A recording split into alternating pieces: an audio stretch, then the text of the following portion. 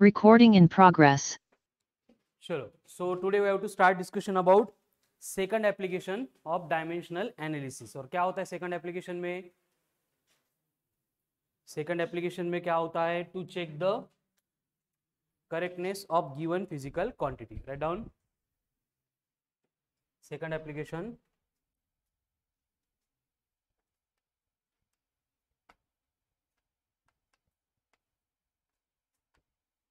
to check the correctness of given physical quantity. जो भी आपको फिजिकल क्वांटिटी दी जाएगी वो डायमेंशनली करेक्ट है या नहीं है, ये चेक करने के लिए हम डायमेंशनल एनालिसिस का यूज करते हैं. ठीक है, अब डायमेंशनली करेक्ट है या नहीं है ये चेक करना मतलब क्या, उसके लिए आगे एक स्टेटमेंट लिखो. एक रूल होता है कि फिजिक्स में हम जितने सारे फॉर्मूले जो भी क्वांटिटीज पढ़ेंगे, write down, every physical quantity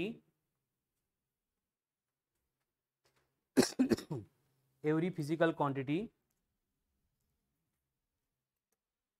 must be dimensionally correct. Every physical quantity must be dimensionally correct, but every dimensionally correct quantity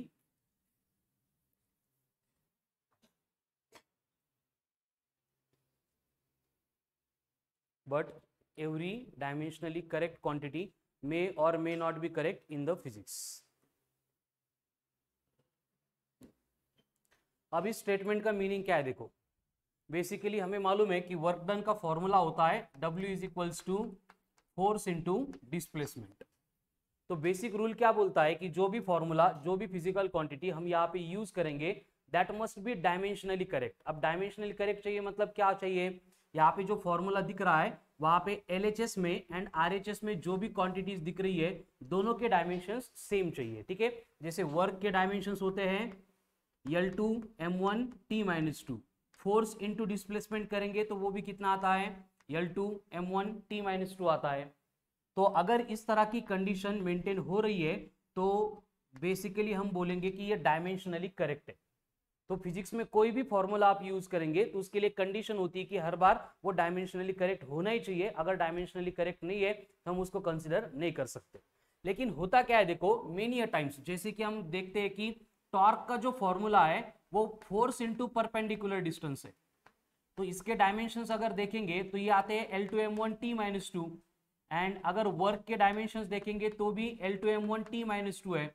तो वर्क डन कैलकुलेट करने के लिए हम फोर्स इनटू परपेंडिकुलर डिस्टेंस ये फॉर्मूला यूज नहीं कर सकते.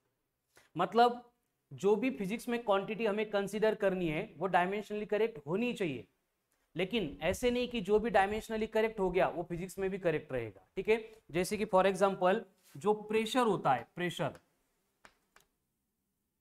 उसके डायमेंशंस है L-1 M1 T-2. एंड उसके बाद में जो स्ट्रेस होता है, स्ट्रेस उसका फॉर्मूला होता है स्ट्रेस का applied force per unit area. क्या होता है stress, applied force per unit area. अब बेसिकली इसके डायमेंशंस कैलकुलेट करेंगे तो L-1 M1 T-2 ये सेम ही आएंगे. तो हम ऐसे बोल सकते हैं क्या stress and pressure both are same? नाही आहे, डायमेन्शन सेम आहे लेकिन वो डिफरंट क्वांटिटी. कळालं ना काय सांगायचं होतं. मतलब डायमेंशनली करेक्ट आ गई मतलब वो सेम क्वांटिटी होगी ऐसे नहीं होगा.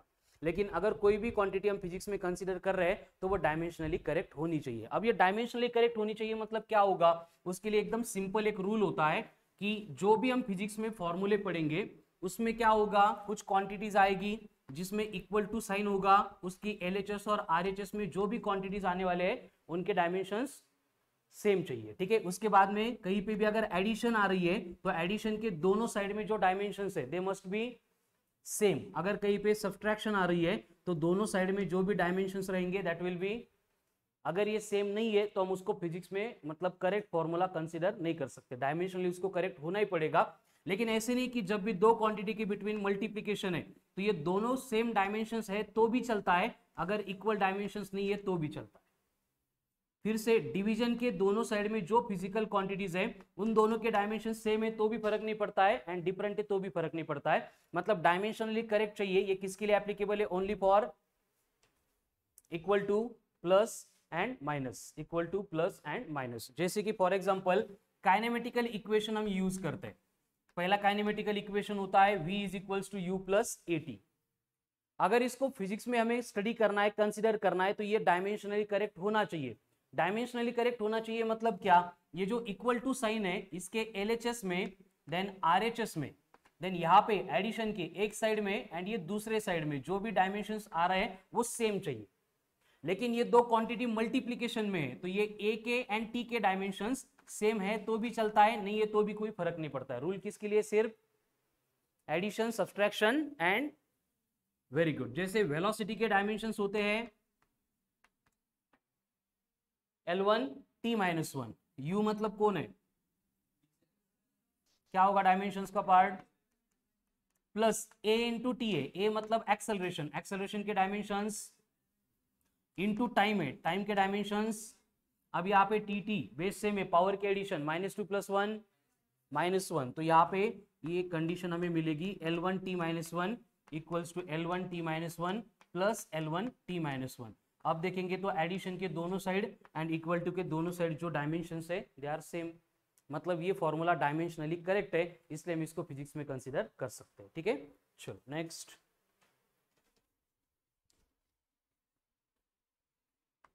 v² equals to u² plus 2as। Dimensionally correct है या नहीं है चेक करो, कम ऑन फास्ट।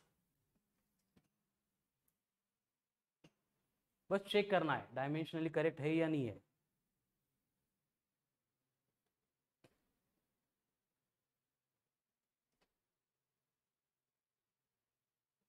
है क्या करेक्ट? नहीं है, वेरी गुड।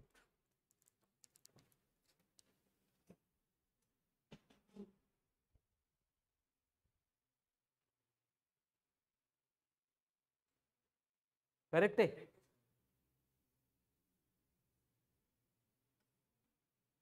करेक्ट है। देखो क्या होगा, v मतलब वेलोसिटी है, dimensions L1 T minus one, इसका किया है स्क्वायर, इक्वल टू u मतलब वेलोसिटी है, dimensions L1 T minus one, इसका भी स्क्वायर है। 2 नंबर है उसको डायमेंशंस नहीं होते, a मतलब एक्सेलरेशन के डायमेंशंस इनटू s मतलब डिस्प्लेसमेंट, डिस्टेंस, उसके डायमेंशंस। तो यहाँ पे L बेस से में पावर की एडिशन करेंगे, यहाँ पे पावर की पावर को मल्टीप्लाई करेंगे, ये बनेगा L2 T माइनस टू, ये बनेगा L2 T माइनस टू, ये बनेगा L2 T माइनस टू। ठीक है, तो सब तरफ डायमेंशन सेम आ रहे हैं, मतलब ये डायमेंशनली ठीक है। चलो तो थर्ड काइनेमेटिकल इक्वेशन चेक करो। S equals to ut plus half of at का स्क्वायर।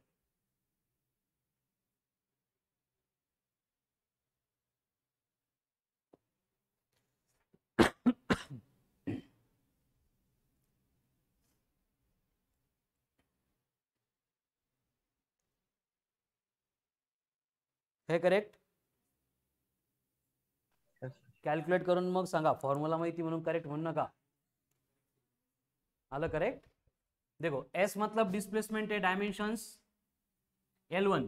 आता u इंटू टी है, u मतलब velocity, dimensions L1 T minus one, into time है तो डायमेंशंस प्लस 1/2 को डायमेंशंस नहीं है, a मतलब एक्सेलरेशन, एक्सेलरेशन के dimensions L1 T minus to, यहाँ पे t का स्क्वायर है, मतलब ये बना, तो यहाँ पे t plus one T minus one, T plus two T minus two cancel, तो ये बनेगा L1 equals to L1 plus L1। सारे केस में डायमेंशन सेम है तो ये डायमेंशनली करेक्ट है, मतलब हम फिजिक्स में भी इसको कंसीडर कर सकते हैं। ठीक है, next. Displacement in nth second, क्या था फॉर्मूला सनी?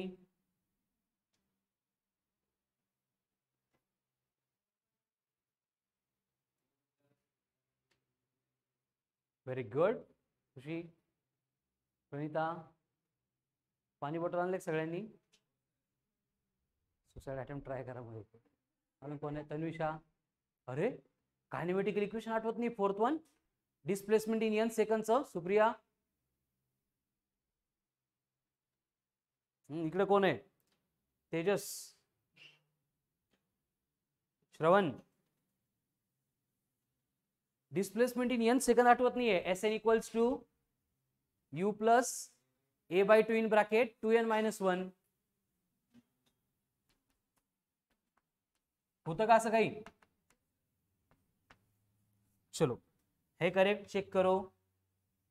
यूज केलेलं आहे म्हणजे करेक्टच असणार आहे. तरी पण एकदा सॅटिस्फॅक्शन साठी करून घ्या.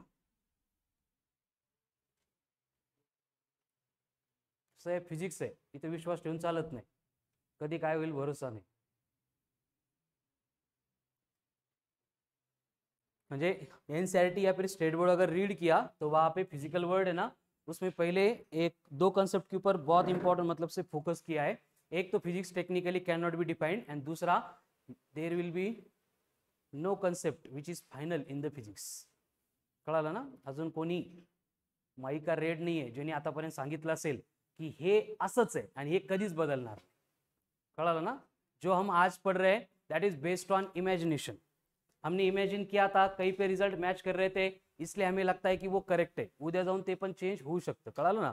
सो there is no final concept in the physics. होता है कैसे? खरं आहे का हे? नहीं आ रहे सेम, ऐसे कैसे हो गया? There is no final concept in the physics. म्हणजे जेवढा सिलेबस आपण एवढा डोक्याला त्रास करून स्टडी करणार है, इसमें से एक भी कंसेप्ट ऐसे नहीं है कि मैं छोड़ दो. कोई भी वर्ड का मतलब स्टीफन हॉकिंग चला गया अभी है ना, न्यूटन आइंस्टाइन कोई भी था जो बोल सकता है कि ये असच है आणि हे कधीच बदलणार नाही, हे खरंच है 100%. ऐसे फिजिक्स में एक भी कंसेप्ट नहीं. ऐसे कंसेप्ट कहाँ पे है? सिर्फ मैथ्स में. क्यों? क्योंकि मैथमेटिक्स पूरा हमने बनाया है. मैंने उस दिन भी बोला था 1+1 2. खरंच असतं का माहित नाही आपल्याला. आपण ठरवलंय म्हणून 1+1 2 असतं. म्हणजे आपण ठरवलं ते आपल्यासाठी ट्रूथ आहे. बट फिजिक्स मध्ये असं चालत नहीं. फिजिक्स मतलब क्या है? नेचर है. नेचर के फिनोमिनन हम ऑब्जर्व करते हैं. मतलब फिजिक्स स्टडी कैसे किया जाता है इसके बारे में एच.सी. वर्मा है ना, उन्होंने बहुत अच्छा सा एग्जांपल दिया है. एक चेसचा गेम है आणि चेसचे 2 प्लेयर आहे, ते चेसचा गेम खेळताय आणि उनके बाजू में हम जाके बैठ गए. त्यांची भाषा आपल्याला येत नाही, आपली भाषा त्यांना येत नाही. कन्वर्सेशन आपण करू शकत नाही. फिर भी हमें चेस गेम सीखना है. पॉसिबल है क्या? देख देख के समझ सकते हैं. नोटबुक पेन घेऊन बसलो तर है ना, उनके अगर मतलब ऑब्जर्व करेंगे गेम को एक बार नहीं नंबर ऑफ टाइम्स तो हमें समझ में आएगा है ना. घोड़ा कैसा चालतो, हाथी कुठं पळतो है ना, सब चीज हम समझ सकते हैं. और जो हम देख रहे हैं ऑब्जर्व कर रहे हैं उसको अगर हम नोट डाउन करेंगे तो क्या होगा, धीरे धीरे हमें चेस के गेम के जो नियम है रूल है वो समझ में आने लगेंगे. लेकिन मेनी टाइम क्या हो सकता है ना, काय असतं तो घोडा असतो है ना, त्याने राईटला क्रॉस घेऊन गेला, आपण नियम लिहिला की ये सिर्फ राईट में क्रॉस चलता है, तो नियम चुकीचा होऊ शकतो. बरोबर आहे की नाही? त्यामुळे फिजिक्स मध्ये सांगितले की there is no final concept in the physics. कळालं? हे फक्त आतापर्यंत आपण ऑब्जर्व केलं, आपल्याला वाटलं खरं आहे म्हणून आपण त्याला ऍक्सेप्ट करतो. कल जाके इसमें 101% चेंज होने वाला है. बट तुम्हाला टेन्शन घ्यायची गरज नाही आहे. तुमच्या 2 पिढ्या याच्यातच जाणार आहे. कळालं ना? थर्ड जनरेशन मध्ये चेंजेस येऊ शकतात. उसका एग्जांपल क्या है? देखो लाइट है, लाइट है ना, तो ये लाइट के बारे में सबसे पहले कुछ बेसिक थ्योरीज थी, लेकिन सबसे पहले एक detail explanation about light provide किया था बाय सर आयजॅक न्यूटन. न्यूटनला सोडून काहीच नाही. कळालं ना? कुठेही गेले न्यूटनला भेटावंच लागणार आहे. तो न्यूटन ने क्या बोला था, सोर्स ऑफ लाइट जो है जब भी लाइट इमिट करता है वो इमिट करता है इन द फॉर्म ऑफ पार्टिकल, छोटे छोटे पार्टिकल के फॉर्म में. असं न्यूटनने सांगितलं होतं. न्यूटन है ना, कधी 1675 मध्ये ऑप्टिशिया मैथमेटिशिया, खूप भारी ग्रंथ है त्याचा, थेसिस है, उसमें पूरी प्रॉपर्टी उसने लाइट की एक्सप्लेन की थी कि लाइट से पार्टिकल निकलते हैं, वो पार्टिकल जब हमारे आईज में अंदर घुस जाते हैं फिर हमें समझ में आता है लाइट आला.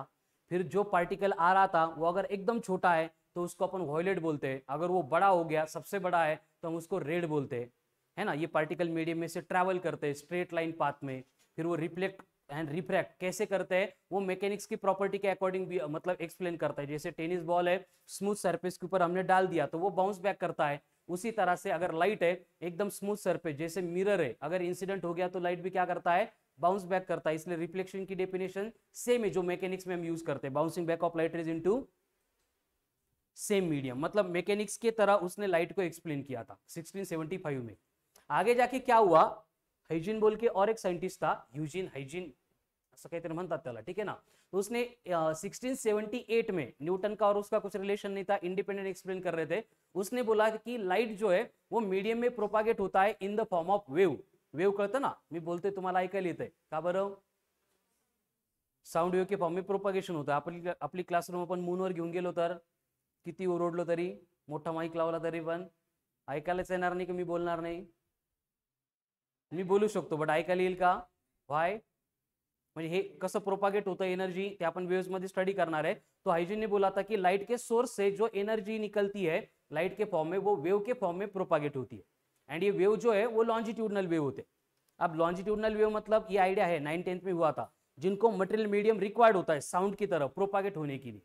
और उसने बोला कि जैसे वेवलेंथ चेंज होती है, वेवलेंथ के चेंज होने से लाइट का कलर चेंज होता है। एंड जब ये वेव आईज में एंटर करते हैं फिर हमें समझ में आता है की लाईट आती है, ठीक है। बट न्यूटन समोर यांची काही हवा म्हणजे इज्जतच नव्हती, त्यामुळे यांचं कोणी ऐकलंच नाही। उसके बाद में आगे जाएंगे तो 1801 में थॉमस यंग आता है, जिसने एक्सप्लेन किया था phenomenon of interference of light. Light का इंटरफरन्स, जसं बटरफ्लाय भारी दिसतं का बरं, फुलपाखरू बघितलंय कधी हातात पकडून व्यवस्थित, है ना। कितनी भी भारी कैनवास ऑयल कौन सी भी पेंटिंग बना दो, जो नेचुरल इमेंस मतलब कलर है बटरफ्लाई के विंग्स का, वो हम आर्टिफिशियली प्रोड्यूस नहीं कर सकते।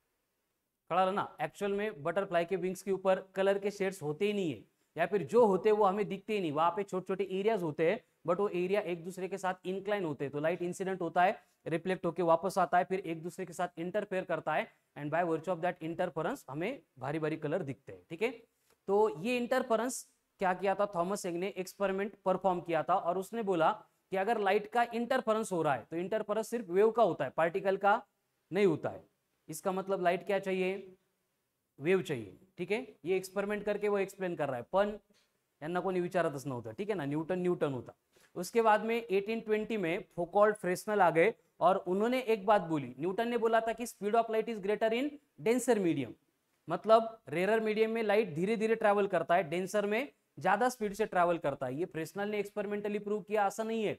लाइट जो है वैक्यूम में या फिर रेयर मीडियम में ज्यादा स्पीड से ट्रॅव्हल करताय, त्यामुळे आपल्याला एअर मध्ये क्लिअर दिसतं, पाण्यामध्ये बघितलं तर क्योंकि लाइट की स्पीड वहां पे कम होती है, ठीक है। बट एक्सपेरिमेंटली प्रूव करून पण यांना कोणी कंसिडरच नहीं केलं, काउंटच नहीं केलं, ठीक है ना। न्यूटन बोला देव बोला, अशी सिच्युएशन त्यावेळेस होती, ठीक है। उसके बाद में 1849 में फिजाऊ एक साइंटिस्ट था, जापानीज म्हणून नाव असे भारी असतात, फिजाऊ, ठीक है ना, मकाऊ, ठीक है, देन योकावा, है ना, इनको हमें पढ़ना है। तो फिजाऊ ने क्या किया था, लाइट की जो स्पीड होती है 3 × 10⁸ मीटर पर सेकंड, उसको एक्सपेरिमेंटली डिटरमाइन किया था, ठीक है। और न्यूटन ने जो स्पीड के बारे में एक्सप्लेनेशन दिए थे, ये फिजाऊ के एक्सप्लेनेशन से मैच ही नहीं कर रहे थे। मैं अपन येड्यासारखं न्यूटनची थ्योरी स्टडी करत होतो। उसके बाद में 1854 के आसपास जेम्स क्लर्क मैक्सवेल आता है, जो इलेक्ट्रोमैग्नेटिक वेव्स, नए टाइप के वेव्स है, उनकी डिस्कवरी कर देता है, उनको इन्वेंट कर देता है। एंड फिर उस वेव का नेचर में कहाँ पे एग्जिस्टेंस है या नहीं है, ये चेक करने के लिए वो लाइट की प्रॉपर्टी मैच करता है, तो उसको समझ में आता है कि लाइट जो है वैक्यूम में ट्रैवल करता है, बिकॉज अर्थ के सराउंडिंग में 1000-2000 किलोमीटर सोडलं तो एटमॉस्फेयर है ही नहीं। उसके बाद सन तक क्या है, वैक्यूम है, कुछ भी नहीं है, ठीक है। तो ये इलेक्ट्रोमैग्नेटिक वेव्स भी है, वो वैक्यूम में से भी ट्रैवल कर सकते हैं, जैसे मार्स ऑर्बिटल मिशन मॉम, माहित असेल तुम्हाला, मार्स मंगल है ना, हम यहाँ पे बैठ के उसको कंट्रोल करके जो रोवर गया उसको, तो ये कैसे पॉसिबल है, विद द हेल्प ऑफ, तो ये मैक्सवेल बोलता है कि लाइट अगर सन से अर्थ तक आ सकता है तो इसका नेचर इलेक्ट्रोमैग्नेटिक वेव का होना चाहिए। एंड इलेक्ट्रोमैग्नेटिक वेव की स्पीड भी वैक्यूम में कितनी थी, 3 × 10⁸ मीटर पर सेकंड। मग सगळे जागे झाले की नाही, न्यूटननी फसवलं आपल्याला। फिर न्यूटन की थ्योरी के एक एक पॉइंट को वेरीफाई करने लगे, तो न्यूटन की थ्योरी में जितने सारे पॉइंट्स लिखे हुए थे सारे के सारे गलत थे। 101% न्यूटन की थ्योरी जो है उसको रिजेक्ट करना पड़ा। तो फिर उसको रिजेक्ट करने के बाद हमारे पास ऑप्शन क्या था, फिर हमने क्या किया, हाइजीन की थ्योरी में जो वेव की कंसेप्ट थी एंड मैक्सवेल ने जो इलेक्ट्रोमैग्नेटिक वेव्स बोला था, उनको कंबाइन किया आणि अपन कंसीडर करायला लागलो कि light propagates through the medium in the form of electromagnetic waves. And उसके अकॉर्डिंग लाइट का पूरा फिर से सिलेबस बनाया और उसको हमने पढ़ना शुरू कर दिया, ठीक है। लेकिन उसके बाद क्या हुआ, 1887 में इलेक्ट्रोमैग्नेटिक वेव्स की इंटेंसिटी, मतलब उसका इमिशन एंड उसका जो रिसीव होने का पार्ट है, उसको स्टडी करने के लिए हेनरिक हर्ट्ज था, फ्रीक्वेंसी यूनिट है बघा, हर्ट्ज है ना। तो ये हेनरिक हर्ट्ज जो है फुटबॉल के ग्राउंड पे अपना एक्सपेरिमेंट करता था। एक गोल पोस्ट में इमिटर था, दूसरे गोल पोस्ट में रिसीवर था, म्हणजे एका गोल पोस्ट मधून इलेक्ट्रोमॅग्नेटिक वेव्ह इमिट व्हायचा, दुसऱ्या गोल पोस्ट मध्ये रिसीव व्हायचा। बट हे होत असताना हेनरिक हर्ट्ज ने ऑब्जर्व किया कि होता क्या है, मॉर्निंग से लेके इवनिंग तक, मतलब जब तक सन है तब तक इलेक्ट्रोमैग्नेटिक वेव की इंटेंसिटी बहुत ज्यादा होती है। जैसे सनसेट होता है इलेक्ट्रोमैग्नेटिक वेव की इंटेंसिटी कम होती है। मग उसने जो पोटेंशियल डिफरेंस वहां पे अप्लाई किया था इलेक्ट्रोमैग्नेटिक वेव के प्रोडक्शन के लिए, उसमें कोई भी चेंज किए बिना ये इलेक्ट्रोमैग्नेटिक वेव की इंटेंसिटी वैरी हो रही है, इसका मतलब सनलाइट वहां पे कुछ ना कुछ इंपैक्ट कर रही है। क्या कर रही है उसको मालूम नहीं था, उसको टाइम भी नहीं था। फिर उसके साथ वर्क करने वाले उसके 2 स्टुडंट थे ज्यांचं वय 19 आणि 20 वर्ष होतं, हॉलॉक अँड लिनार्ड, तुमच्याच एजचे। हेनरी कर्ट्ज ने उनको बोला था कि ये काय होतं, नेचुरल फिनोमेनन ऑब्जर्व करो। फिर उन्होंने एक्सपेरिमेंट स्टार्ट किया था 1896 एंड 1904 के एंड में they come to conclusion that whenever light incident on the surface of a metal it emits electron. प्रोझोनला गेले का ऑटोमॅटिक डोअर्स आहे, ऑटोमॅटिक डोअर्स प्रोझोन आपल्या औरंगाबादमध्ये नसेल गेले तर ठीक आहे, कुठं पण ऑटोमॅटिक डोअर्स काय असतं माहिती आहे का, आपण उभं राहिलो की दरवाजा उघडतो, उघडायला कोणीच नसतं, बघायचं नाही इकडे तिकडे, है ना। का होतं तसं, ऊपर लाइट का एक सोर्स होता है, नीचे रिसीवर होता है, बट वो लाइट हमें दिखती नहीं है, बगू पण नका, ठीक है ना, क्योंकि वो विजिबल रेंज में नहीं होती है, यूवी होती है या फिर आईआर होती है। तो जब तक लाइट वहां पे इंसिडेंट हो रही है, लाइट इंसिडेंट होने से इलेक्ट्रॉन इमिट हो रहे हैं, मतलब सर्किट में से करंट फ्लो हो रहा है।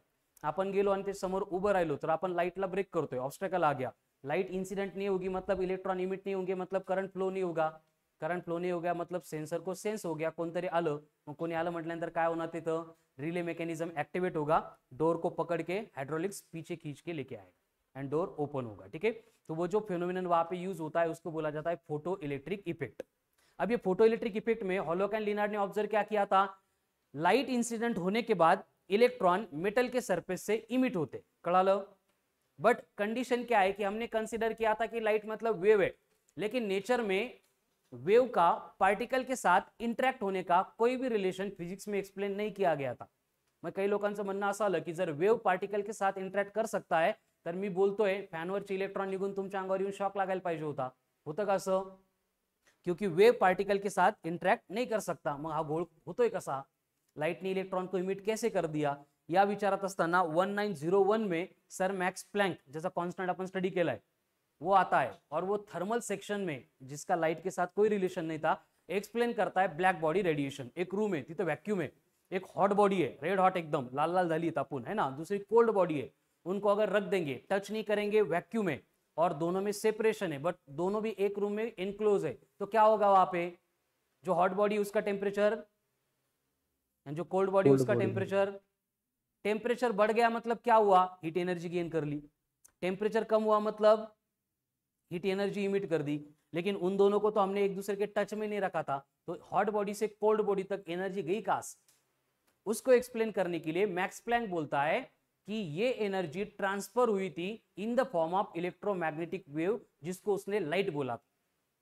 फिर मैक्स प्लैंक बोलता है कि ये लाइट जब हॉट बॉडी से निकला तो उसने क्या किया, हीट एनर्जी के पैकेट्स बनाए और ये पैकेट्स लेके कोल्ड बॉडी के ऊपर जाके इंसिडेंट हो गया। कळतंय का काय सांगतोय मी। और उसके बाद प्लैंक कंक्लूड करता है कि light consist of packets of energy, bundles of energy, quantas of energy called as photon. Planck सांगतो लाइट म्हणजे वेव वगैरे काहीच नसतं, काय असतं, पार्टिकल असतात फोटॉन ज्यांच्याकडे एनर्जी असते। एंड प्लैंक की theory and a Hallwachs Lenard Heinrich Hertz की थ्योरी एक्सपेरिमेंटल प्रूफ के साथ थी, लेटेस्ट थी, तो हम उसको रिजेक्ट नहीं कर सकते थे। आणि मागची 4 वर्षाची मेहनत होती आपल्याला, है ना, न्यूटन पासून एवढ्या सगळ्या थेरीज स्टडी करून आपण कंक्लूड केलं होतं की light emitted in the form of electromagnetic wave आहे। मग तिथं खूप मोठा घोळ क्रिएट झाला। मग काय करावं, पूर्ण लाइटच्या मतलब सिलेबस में पूरा प्रॉब्लेम क्रिएट हो रहा था।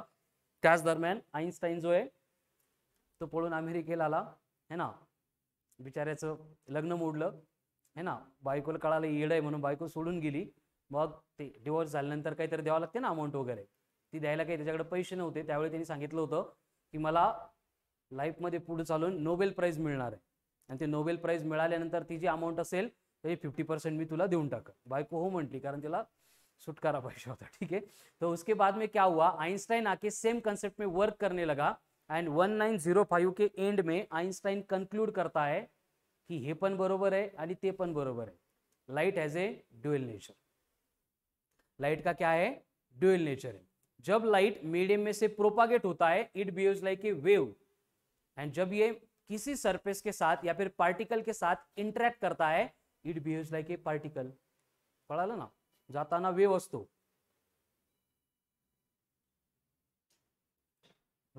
टेलीफोन घेऊन आला काय, ठीक है। तो while propagating through the medium it behaves like a wave, लेकिन जब भी ये सरफेस के साथ में इंटरेक्ट करता है तो it behaves like a particle. तो light has a dual nature. और ये एक्सप्लेन करने के लिए फिर आइंस्टाइन क्या करता है, E equal to M into C square, माहिती आहे ना, एंड दूसरा E equal to H C by lambda, काल तुम्ही डायमेन्शन डिराइव केले, इन दोनों को कंबाइन करके lambda equals to H by P नावाचं एक इक्वेशन डिराइव करतो, जिसमें वेवलेंथ भी है, मतलब लाइट का नेचर वेव जैसा है, पार्टिकल भी है, मतलब पार्टिकल का नेचर वेव जैसा है। फिर वो एक्सप्लेन करता है कि लाइट का ड्यूअल नेचर है, जब वो मीडियम में से प्रोपागेट होता है वेव होता है, जब सरफेस के साथ में इंटरेक्ट करता है तो पार्टिकल बनता है। आणि याच्यासाठी आपण मग खुश होऊन 1921 मध्ये त्याला नोबेल प्राइज देऊन टाकलं, अमाउंट भेटली, त्याने मॅटर मिटवून घेतलं, ठीक है। उसके बाद में क्या हुआ, 1923 में और एक साइंटिस्ट आता है Louis de Broglie, American physicist. 1923 में अपनी पीएचडी स्टार्ट करता है आइंस्टाइन के कंसेप्ट के ऊपर कि लाइट जो है behaves like a particle. And 1927 में वो कंक्लूजन लेके आता है कि आइंस्टाइन ने सगळ्यांना फसवलं, न्यूटन सारखंच। आइंस्टाइन ने जो बोला वो पूरा गलत था। आइंस्टाइन ने बोला था wave behaves like a particle, de Broglie बोलता है wave doesn't behaves like a particle but particle behaves like a wave. म्हणजे लाइट हा वेव नसतो, लाइट हा पार्टिकलच असतो, but while propagating through the medium तो वेव सारखा बिहेव करतो। एंड वहां पे फिर ये डी ब्रोगली हमारे लिए नई कंसेप्ट लेके आता है, that is concept of matter waves. Matter हे आपल्या नेचर मध्ये असतं ते, ठीक है ना। जब भी ये मीडियम में से प्रोपागेट होता है तो वो क्या करता है, वेव नेचर एक्वायर करता है। इस तरह की थ्योरी ये लुइस डी ब्रोगली एक्सप्लेन करता है। एंड इस मैटर वेव को स्टडी करने के लिए फिजिक्स की फिर वहां पे न्यू ब्रांच बनती है, दैट इज क्वांटम मेकॅनिक्स, ज्याचे कंक्लूजन आपल्याकडे नाही आहे, चालू आहे अजून। म्हणजे आपल्याला माहितच नाही की लाइट वेव आहे का पार्टिकल आहे, wave behaves like a particle आहे का particle behaves like a wave है, फक्त हे चालू आहे, कळालं ना। जे आता एक्सेप्टेड है ते आपण स्टडी करतो, जब कंक्लूजन आएगा तब देखा जाएगा। इसका मतलब क्या है, there is no final concept in the physics. यामुळे आपल्याला हा स्कोप आहे। आपण जर ठरवलं असतं की ब्लड इज रेड, फाइनल संपलं, त्यामध्ये फर्दर काही आपल्याला करायचंच नाही, तर हमने वही न्यूटन की थ्योरी एक्सेप्ट की होती, मग कॅमेरे वगैरे सगळ्या गोष्टी ज्या आहेत त्या आपल्याला डिराइव करायला म्हणजे झालंच नसतं किंवा प्रॉब्लेम आले असते। सेम केस एटॉमिक स्ट्रक्चर में अगर देखेंगे तो every matter is made up of atom, असं सगळ्यात पहिले कोणी सांगितलं होतं, डाल्टन। डाल्टन आत्ताच आहे। किसने बोला था, कनाद, महर्षि कनाद, है ना। क्या बोला था उन्होंने, every matter is made up of अणु, अणु इज प्रेजेंट विथ रेणु, एंड अणु रेणु इज मेड अप ऑफ परमाणु, ठीक है ना। तो अणु रेणु परमाणु की थ्योरी उन्होंने बोली थी, जो हम स्टडी नहीं करते, कळालं ना, त्याच्या पुढे काय होतं आपल्याला माहित नाही। फिर उसके बाद में डाल्टन आके सबसे पहले बोलता है कि every matter is made up of smallest indivisible uncuttable particle, that is atom. हे ॲटम हा स्मॉलेस्ट आहे, त्याच्यापेक्षा छोटं काही नाहीच आहे जे मॅटर बनवायला रिस्पॉन्सिबल आहे। हे 1808 में डाल्टन बोलताय। आपण जर म्हटलं असतं की नाही हे बोलला तोच खरं आहे, आता याच्यात परत पुढे जायचं नाही, तर काय झालं असतं, त्याला घोळ झाला असता, है ना, इलेक्ट्रॉन प्रोटॉन कळालेच नसते। फिर आगे जाके 1897 में थॉमसन बोलता है कि नहीं ही पण येडं खोटंच बोललं, है ना। होता क्या है, एटम इज ए तरबूज जिसमें इलेक्ट्रॉन मतलब क्या है, सीड्स है, वाटरमेलन मॉडल। फिर आगे जाके रदरफोर्ड क्या करता है, एटम को फोड़ता है, बम्बार्डमेंट ऑफ अल्फा पार्टिकल। फिर से वो बोलता है कि थॉमसन पण येडाच होता, है ना। एटम पॉझिटिव्हली चार्ज स्फिअर नाही आहे, atom is a hollow sphere. असं वाटतं आपल्याला ही भिंत आहे ही 99% हॉलोच आहे, असं वाटतं आपल्याला हा बोर्ड आहे हा 99% हॉलोच आहे, कळालं ना। हे कोण सांगतं, रदरफोर्ड सांगतो with the help of experiment. But त्या मायक्रो लेवल मध्ये जो डिफरन्स आहे तो आपण अनालाइज नाही करू शकत, त्यामुळे आपल्याला दिसताना ती पूर्ण सॉलिड दिसते, कळालं ना। ये हॉलॉक ने बोला था, सॉरी हॉलॉक लिनार्ड नहीं, गeiger एंड मार्सडन, ये रदरफोर्ड के एक्सपेरिमेंट में उसका मतलब उसके साथ वर्क करने वाले दो लोग थे। फिर रदरफोर्ड ने जो कंसेप्ट बोली थी उसमें और एडिशनल पार्ट ऐसे था कि न्यूक्लियस है जो एटम का कोर है, सेंटर है, जिसमें पूरा पॉजिटिव चार्ज है, एंड जिसके सराउंडिंग में इलेक्ट्रॉन है वो सर्कुलर मोशन परफॉर्म करते हैं। खरं कहे, खरं ते स्टडी करतो आपण। बट उसके बाद में क्या हुआ, नील्स बोर आया, सगळ्यात ऑनलाइन मध्ये बोलते येत नाही आपल्याला, ठीक है ना, भारी साइंटिस्ट होता, ठीक है, नील्स बोर। तो ये नील्स बोर ने क्या किया कि रदरफोर्ड को पूछा कि बरोबर है तुझं, न्यूक्लियस के सराउंडिंग में इलेक्ट्रॉन सर्कुलर मोशन परफॉर्म कर रहे हैं, इलेक्ट्रॉन को अपना ऑर्बिट मिला है according to its energy level, ज्याची एनर्जी जास्त तो आगे चाललाय, ठीक है ना। आपने केमिस्ट्री के स्ट्रक्चर ऑफ एटम में भी वही पढ़ा होगा, बरोबर। फिर आगे जाके नील्स बोर उसको पूछता है कि सर्कुलर मोशन अगर पड़ी होगी तो सर्कुलर मोशन में हमने एक स्टेटमेंट के ऊपर 100 टाइम्स उसको प्रोनाउंस किया होगा की every type of circular motion is an accelerated motion. आठवतंय का? सर्क्युलर मोशन झालाय का? झाला असेल. ठीक है. Every type of circular motion is an accelerated motion, मतलब न्यूक्लियस के सराउंडिंग में रिवॉल्यूशन सर्कुलर मोशन परफॉर्म करने वाले इलेक्ट्रॉन है क्या, वो क्या करते हैं, एक्सेलरेटेड मोशन परफॉर्म करते हैं. एंड ये मैक्सवेल ने जब इलेक्ट्रोमैग्नेटिक वेव की डिस्कवरी की थी तो उसने वही डिस्कवर किया था कि जब भी चार्ज मोशन में होता है तो उसकी मोशन अगर एक्सेलरेटेड मोशन है तो वो इलेक्ट्रोमॅग्नेटिक वेव इमिट करता. मग परत तीच कन्सेप्ट अप्लाय केली नील्स बोरनी आणि रुदरफोर्डला विचारतोय कि अगर इलेक्ट्रॉन सर्कुलर मोशन यानी एक्सेलरेटेड मोशन परफॉर्म कर रहा है तो उसको एनर्जी इमिट करनी पड़ेगी इन the form of electromagnetic wave. Energy emit कर दी मतलब एनर्जी कम हो जाएगी, एनर्जी कम होगी मतलब इलेक्ट्रॉन नीचे नीचे आएगा, नीचे नीचे आके उसको जब इसकी एनर्जी जीरो बन जाएगी तब क्या करना पड़ेगा, न्यूक्लियस के ऊपर जाके फॉल होना पड़ेगा. जर असं झालं केमिकल फिजिकल इलेक्ट्रिकल कोई भी प्रॉपर्टी ॲटम ओबे नाही करेगा. फॅन आता फिरताना दिसतोय, नंतर फॅनचं पाणी होऊन व्हायला लागेल. कहते हैं मला क्या सांगायचंय, सारे एटम में न्यूक्लियस के सराउंडिंग में रिवॉल्व होने वाले इलेक्ट्रॉन जाके न्यूक्लियस के ऊपर आके गिर गए. जो रुदरफोर्ड ने बोला था वो उसमें अगर फिजिक्स अप्लाई करेंगे तो वही होता.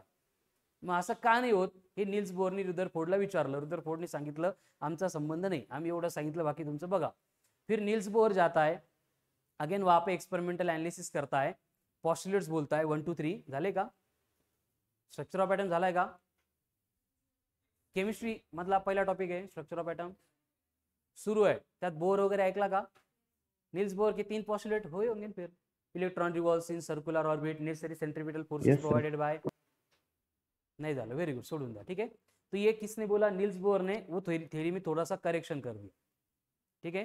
फिर आगे जाके गोल्डस्टेन आया जिसने क्या किया, अरे प्रोटॉन किसने डिस्कवर किया है, नहीं माहिती, एक्सलेंट, वेरी गुड बेटा, असंच चालू ठेवा. ठीक है ना. गोल्डस्टेन ने प्रोटॉन डिस्कवर किया. प्रोटॉन कहाँ पे था, न्यूक्लियस के अंदर था. फिर आके चॅडविक आता है. चॅडविक ने क्या किया, अरे हे सगळं 9वीच्या पुस्तकात आहे तुमच्या, मंदबुद्धी 9 नाहीये, घरी तुम्ही बघा परत 9 10th. ॲटमचं इंट्रोडक्शन, वॉटरमेलन मॉडेल वगैरे कुठं होतं, 9th ला होतं 10th ला होतं. बोर्ड तुमचे डिफरंट आहे त्याच्यामुळे मला थोडंसं कन्फ्युजन आहे. 9th में तो वहां पे पढ़ो, James Chadwick discovery of neutron, Goldstein discovery of proton. नसेल तर केमिस्ट्रीच्या पहिल्याच टॉपिक मध्ये हे सगळं आहे. झालं नसेल तर वेरी गुड, नंतर होईल. ठीक है. तो फिर हमें मालूम हुआ 1931 1932 में कि न्यूक्लियस असतो, न्यूक्लियस मध्ये प्रोटॉन पण असतात, इलेक्ट्रॉन पण असतात. उसके बाद में अपन आता सिलेबस स्टडी करताना अपन काय करतो, न्यूक्लियस में सिर्फ 2 ही पार्टिकल कंसीडर करते. कौन से, बट आज की डेट में मतलब 2021 में हमारे पास जो एटॉमिक मॉडल है, आपल्या माहितीनुसार एटम में टोटल 17 पार्टिकल्स. कितने पार्टिकल्स है, 17. प्रोटॉन न्यूट्रॉन इलेक्ट्रॉन 3 अपन स्टडी करतो, कळालं ना. हे सोडून अपन आता डिस्कवर केले 17 पार्टिकल. एंड उसमें लास्ट में जो पार्टिकल मिला है वो कौन सा था, गॉड्स पार्टिकल, हिग्स बोसॉन. ऐकले गे, अरे तुम्ही असे कसे बेटा, तुम्ही कुठं आदिवासी भागातून निघाले सगळे, हा कधी रिलेटेड पार्ट बघतच नाही स्टडी से रिलेटेड. हिग्स बोसॉन या फिर गॉड्स पार्टिकल, ये हमने लेटेस्ट डिस्कवर किया है पार्टिकल. बिग बैंग थ्योरी हुई थी, एक्सपेरिमेंट बिग बैंग का 2009 to 2012. मी लहान होते तेव्हा, है ना, जग संपणार होतं, आठवतं काही.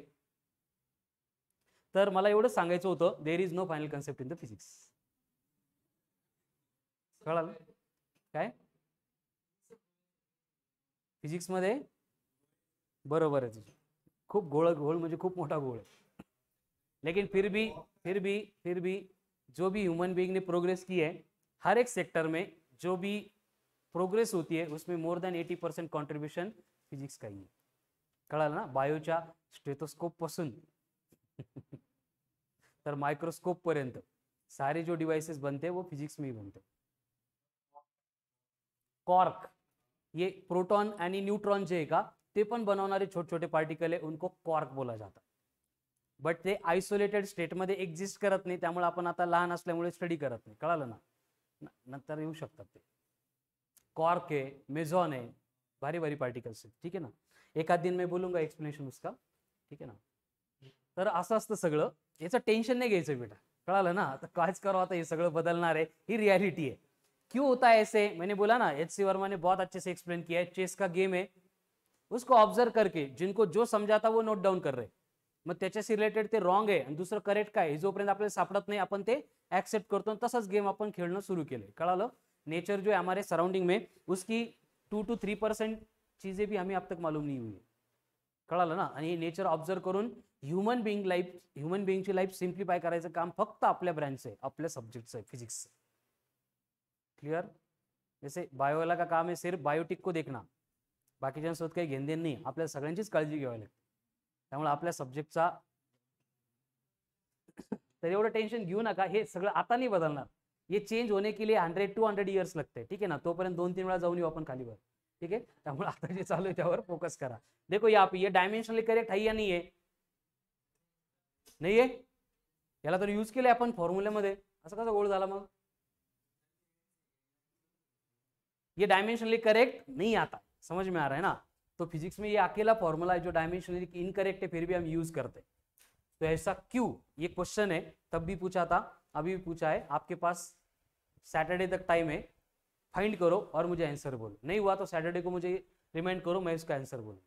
ठीक आहे ना? 3-4 दिवस शोधा असं काय नेमकी याच्यामध्ये की डायमेंशनली करेक्ट नसताना पण आपण फिजिक्स मध्ये यूज केला, बाकी कहीं पे ये नहीं चलता. ठीक है? चलो नेक्स्ट.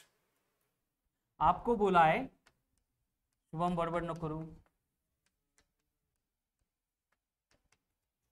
ये इक्वेशन है आणि ये जो इक्वेशन आहे वो डायमेन्शनली करेक्ट आहे. हे जे आता आपण बघितलं ना, याच्यामध्ये आपल्या 12th एनसीईआरटीचा ऑलमोस्ट 70-80% सिलेबस मी सांगून दिला तुम्हाला, ये जे आता फिजिक्स बद्दल सांगत होतो.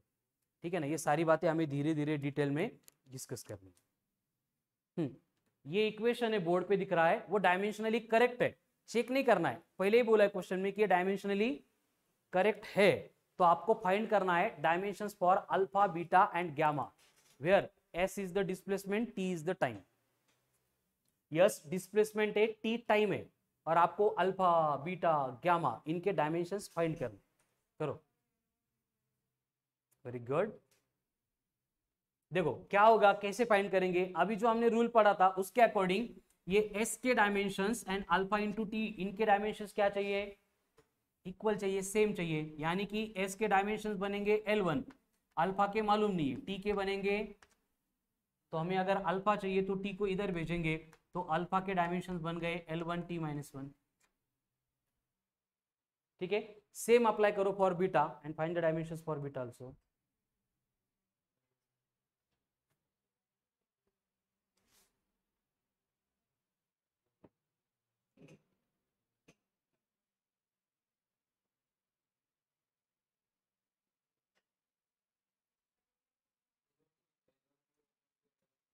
L1 T - 2 एंड गामा के,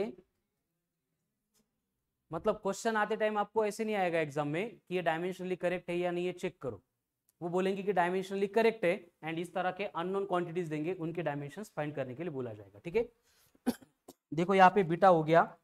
देन अल्फा के लिए अगर देखेंगे, यस इक्वल्स टू बनेगा, सॉरी बीटा के लिए बीटा इंटू टी स्क्वायर, तो ये बीटा बनेगा एस अपॉन टी स्क्वायर.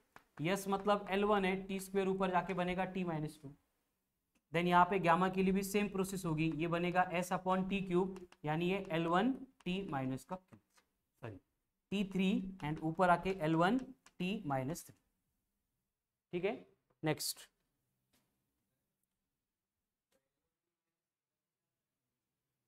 कशाचीच नसतं बेटा,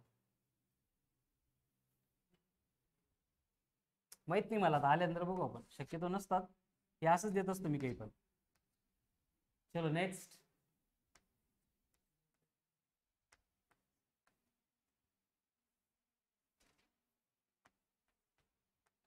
find the dimensions for x, where F is force, P is pressure.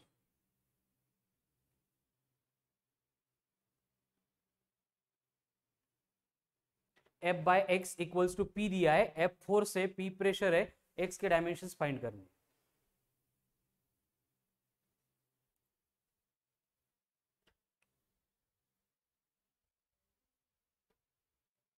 L2, very good.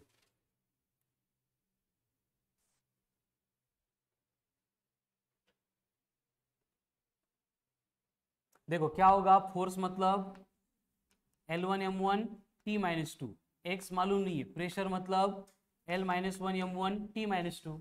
बाकी सिंपल मैथमेटिक्स की तरह एक्स इधर लेके जाओ, इनको इधर लेके आओ, तो एक्स बनेगा L1m1T-2 अपॉन L-1m1T-2। तो m1m1T-2 कैंसल, डिनोमिनेटर में L-1 है, ऊपर जाके +1 तो x के डायमेंशंस आ गए L2। स्वप्नील कशाचे आहेत L2? असं नाही म्हणू शकत आपण, कशाची असू शकता, लेंथ इंटू लेंथचे पण असू शकतो, ठीक आहे. Next,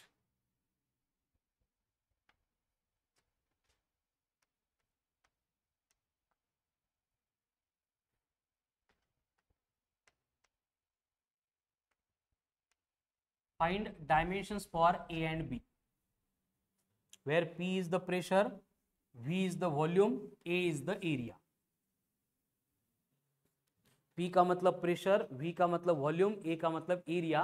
Then dimensions for A and B will be.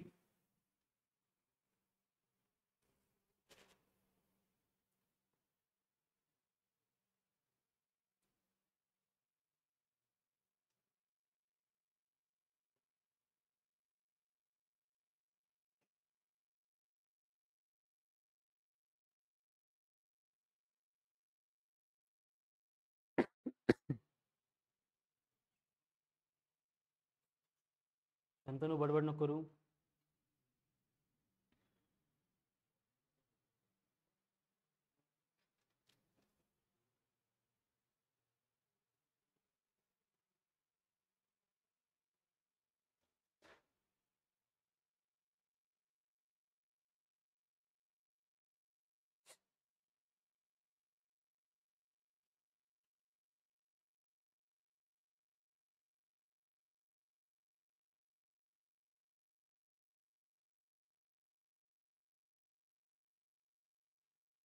थोड़ा वेळ, किसके लिए? ए के लिए. देखो ये क्या है, प्रेशर A बाई वी, तो इन दोनों के डायमेंशंस क्या चाहिए? सेम चाहिए. तो हम ऐसे लिख सकते हैं इनको, P equals to A upon V, so A is equals to P into V. अब P मतलब प्रेशर, L-1m1T-2, V मतलब वॉल्यूम, तो L3, L बेस से में पावर को ऐड करेंगे तो बनेगा L2m1T-2, ये आ गया A. सेम हो तो देन B के लिए चाहिए, तो फिर से क्या होगा, pressure is equals to B upon A, तो B बनेगा प्रेशर इंटू A. प्रेशर के L-1m1T-2, एरिया के L2, ऐड करेंगे L1m1T-2, हो गया.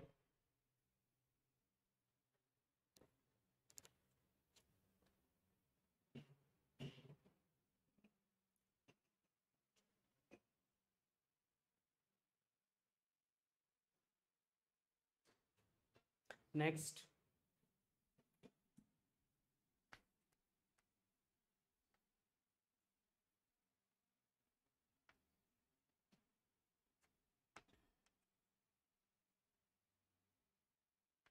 C equals to Q upon B, where C is the capacitance, Q is the charge. Find dimensions for B.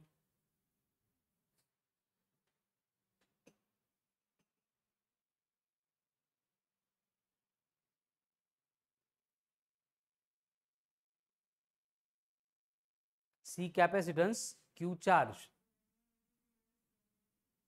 T minus. Solve केले का माहिती आहे म्हणून सांगितलंय,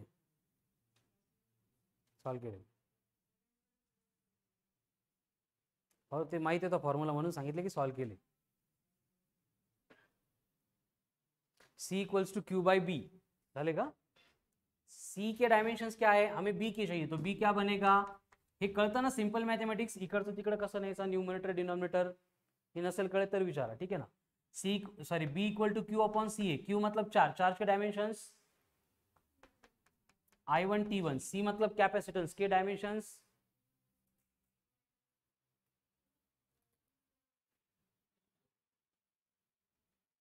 परत T4 I2. अब -2 पर आके +2, -1 ऊपर आके +1, T4 है ऊपर आके -4, +1 -3, I2 है ऊपर आके I -2 plus 1 -1.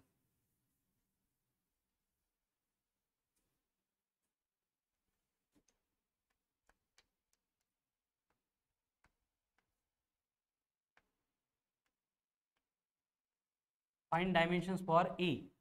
If F is the force, Q is the charge, R is the distance.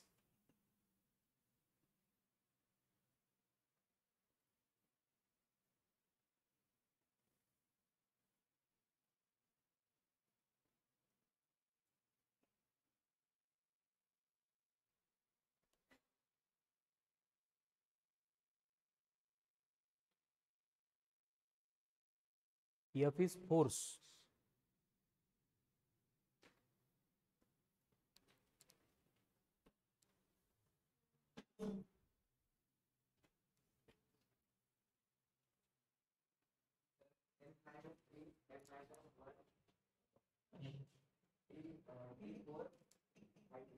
Very good.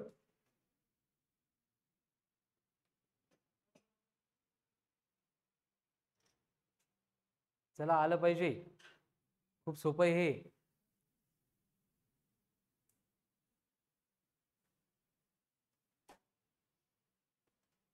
Pranita नाही येत आन्सर.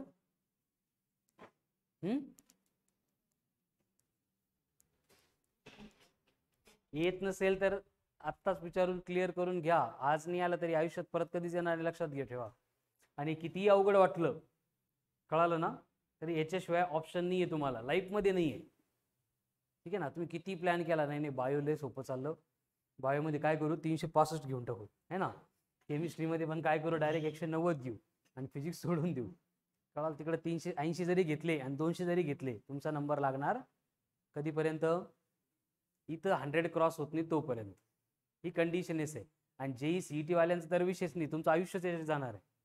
कळाल ना. फक्त मॅथ्सचे सब्जेक्ट फर्स्ट इयर सेकंड इयरला असतील इंजिनिअरिंगच्या, त्याच्यानंतर थर्ड इयर म्हणजे फर्स्ट इयर आणि सेकंड इयरला फक्त 1 2 3 4 4 सब्जेक्ट असतील मॅथ्सचे. त्यानंतर मॅथ्सचं काही रिलेशन नाही आहे. टोटल 50 सब्जेक्ट असतात इंजिनिअरिंगमध्ये. 4 मॅथ्स सोडले तर उरलेले 46 सगळं फिजिक्स असणार आहे. कळालं ना. एक एक कन्सेप्ट आपण स्टडी करतो, तिथं त्या कन्सेप्टचा एक सब्जेक्ट बनतो. त्यानंतर लाईफ टाईम जे वर्क करायचं याच्यातच करायचं. त्यामुळे तुम्ही डोक्यात आणू नका. फिजिक्स अवघडचं पण तुमच्या डोक्यात आलं नाही पाहिजे. हे नीटवाले असतात ना, यांना रोज दिवसातनं 10 वेळा विचार येतो, किती भारी बायो है ना, ब्लड इज रेड झालं, ब्लड इज रेड. इथं किती करा वर्क काही होत नाही. पण तुमच्या लाईफमध्ये काहीच होणार नाही, लक्षात घ्या. जोपर्यंत ऍटलिस्ट 100 क्रॉस करत नाही. तुम्ही घ्या बायोमध्ये 355 घ्या, एखादा चुकतो सोडून द्या. केमिस्ट्रीमध्ये 175 घ्या. जोपर्यंत इथं 100 क्रॉस होणार नाही तोपर्यंत तुमचा नंबर लागणार नाही.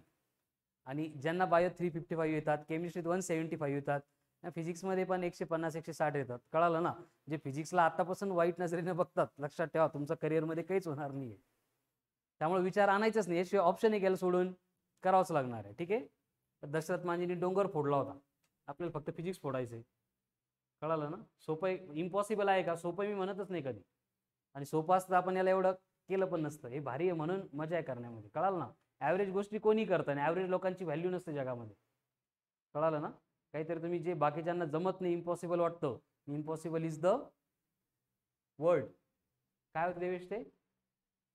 Present in fool's dictionary. कोण म्हटलं होतं माहिती आहे का? नाही. वा, तुम्हाला सगळ्यांना असे मी शेवटी अवॉर्ड देणार आहे. म्हणजे सोशल काही टचच नाही तुम्हाला का? असं माहिती पण सांगा वाटत नाही का? खरंच माहित नाही. एका गोष्टी कधीच ऐकल्या नाही. बोनापार्ट माहिती का? नेपोलियन बोनापार्ट नाही माहिती? कोण होता नेपोलियन बोनापार्ट? तो होता भारी माणूस होता कोणीतरी, है ना. अल्प्स पर्वतरांगा माहिती का? Alps mountain range. हे 10 म्हणजे कोरोनामुळे झालंय का लहानपणापासून अशीच आहेत तुम्ही? हे 9-10 चे सिलेबस मधले पॉइंट्स आहे बेटा सगळे, है ना. माउंटेन रेंज होती अल्प्स पर्वतरांगा, हिमालयापेक्षा मोठी, जगातली सगळ्यात मोठी आहे, है ना. ती क्रॉस करणारा एकमेव माणूस आहे. म्हणजे एकट्यानं नव्हती क्रॉस केली, विथ त्याचं सैन्य क्रॉस केली होती, है ना. ते बघितल्यानंतर सगळ्यांना क्लिअर झालं होतं की आपण परत पलीकडे जाऊ शकत नाही, सगळे मरणार आहे. इथे गेले का? कोकणात गेले का? सह्याद्री हे डोंगर बघितले का फोटोमध्ये? चला, क्यूचा स्क्वेअर I2 T2, F मतलब L1 M1 t minus two, R का स्क्वायर मतलब L2, क्या होगा सिंप्लीफिकेशन इसका, I2T2, डिनोमिनेटर में 2 + 1 3, ये M1 ये t माइनस टू, सिंप्लीफाई करेंगे L3 ऊपर जाके, M + 1 ऊपर जाके, t माइनस टू ऊपर आके, +2 कसे डायमेंशन्स होते हैं, permittivity of free space, very good.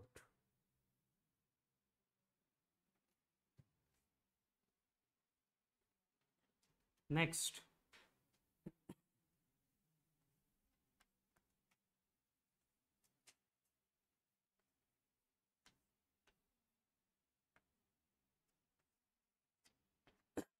Find dimensions for a. M magnetic dipole movement. Prathamesh काय डायमेन्शन्स डायपोल मुवमेंटचे, प्रसाद काल टोले खाल्ले तुम्ही त्याच्यावरून. I1 L2, very good. यम के डायमेंशंस क्या है, I1 L2.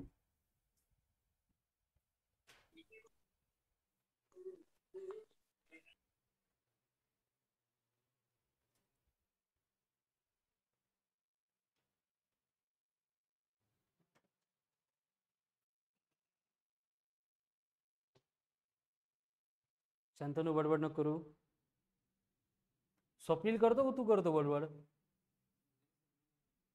तुला काय सांगत असतो तू एवढं, तू विचारत असतो त्याला असं. राम, कल्याणी आले का सर, नाही.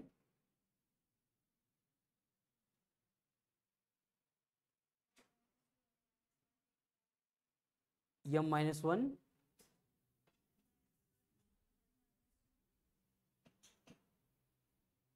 नाही यायला पाहिजे ना, आता डाऊट पण विचारत नाही, काहीच करत नाही बरोबर.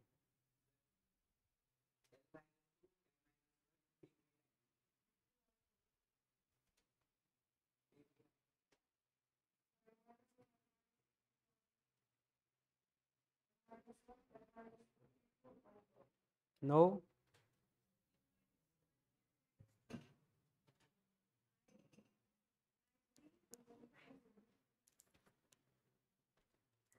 नहीं.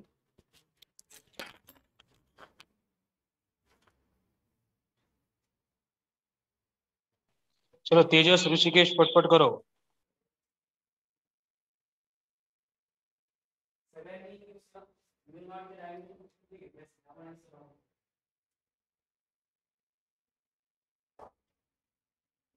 M1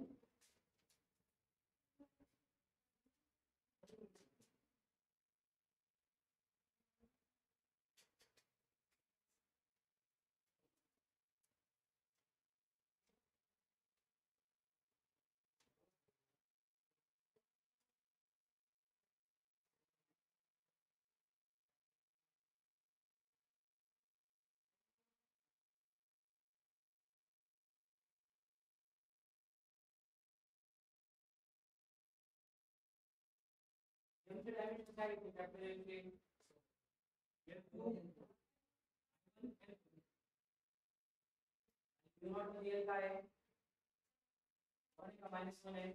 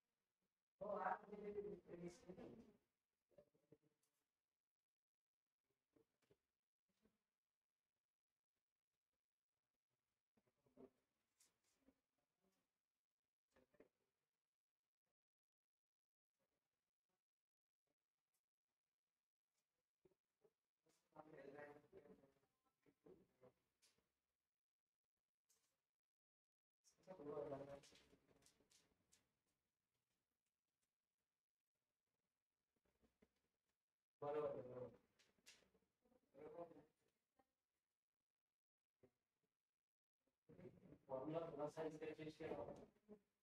काय काय डायमेन्शन्स डायमेंशंस फॉर ए. ठीक है, तो ये था second application of dimensional analysis. तो कल की जो टेस्ट होगी उसमें डायमेंशंस भी रहेंगे, डायमेंशंस के साथ फर्स्ट एप्लीकेशन भी रहेगा अँड सेकंड ॲप्लिकेशन बी रहेगा. ठीक आहे, त्यामुळे तिन्ही व्यवस्थित प्रिपेअर करा. व्हॉइस नोट्स तुम्ही पाठवत नाही जोपर्यंत ते वर्क करणार नाही काहीच होणार नाही. कळालं ना? हा टॉपिक आता चालू आहे, खूप सोपा वाटेल, प्रिपेअर होईल, बट नंतर लक्षात येतं आपल्याला काय नाही आठवत आज. हां, nth सेकंडमध्ये डिस्प्लेसमेंटचा फॉर्म्युला आठवत नव्हता. आणि फिजिक्समध्ये फॉर्म्युले आठवणं ही खूप चिल्लर गोष्ट आहे. कळालं ना? कन्सेप्ट क्लिअर आहे, सगळे फॉर्म्युले लर्न आहे. हे म्हणजे फिजिक्समधलं 2% वर्क आहे फक्त. आणि तेच जर नसेल, thank you, have a nice day. Recordings